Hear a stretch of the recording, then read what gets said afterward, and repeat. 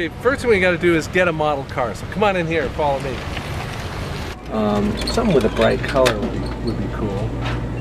Here's a little like a BMW four-door that might be kind of fun. Or yeah, you can even open the doors. This might be fun to have floating in the air. Oh, and here, this is even more cool because of the white sides. And it's a little bit lighter yellow. I like that VW Bug. It's a classic one. That might even be more cool because it's so universal. Here's a spot at the edge of the road where I can safely paint and not block the sidewalk. I've got a little traffic cone that will keep someone from parking right in my spot. Now I like this view, that little white house on the corner, which I painted before from another angle. Because it's light, surrounded by darker buildings, it gives me the chance to focus on that as a center of interest. But I can really add to that with this lighting idea of creating a single area of intense light coming from a 45-degree angle just on that central area of the house. And that'll make it look very strange and magical. So let's get started. By the way, this easel setup, this is a homemade sketch easel designed to fit the sketchbook. It has two oak panels held together with adjustable torsion hinges. And on the back is a quick release plate that will attach onto a camera tripod.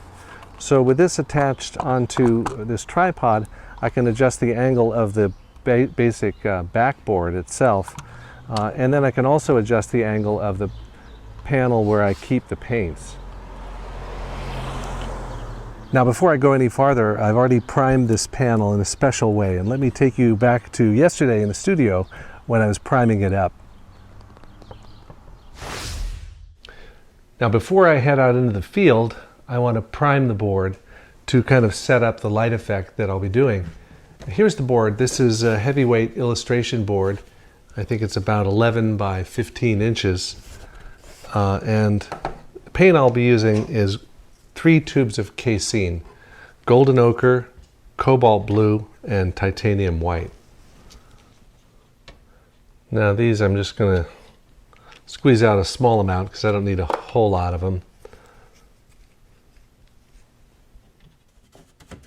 I'll use a big house painter's brush and start with the tint of the ochre for the central illuminated area, and then mix a darker, cooler color to go around the outside edge.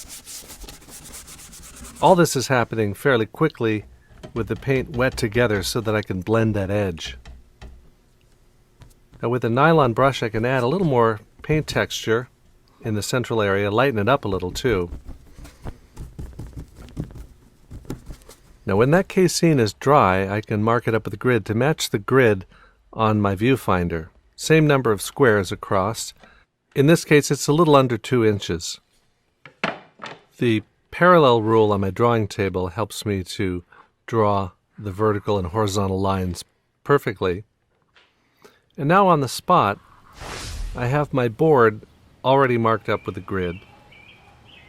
And I attach this plastic viewfinder on the clip on the front of my homemade easel.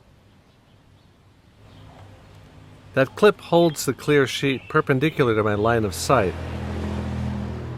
But I also need to hold my head an exact distance away from it so that when I look through it, I get the same view each time. I draw the main lines of the composition using a water-soluble marker so that I can wash it off later. The grid lines are in permanent marker.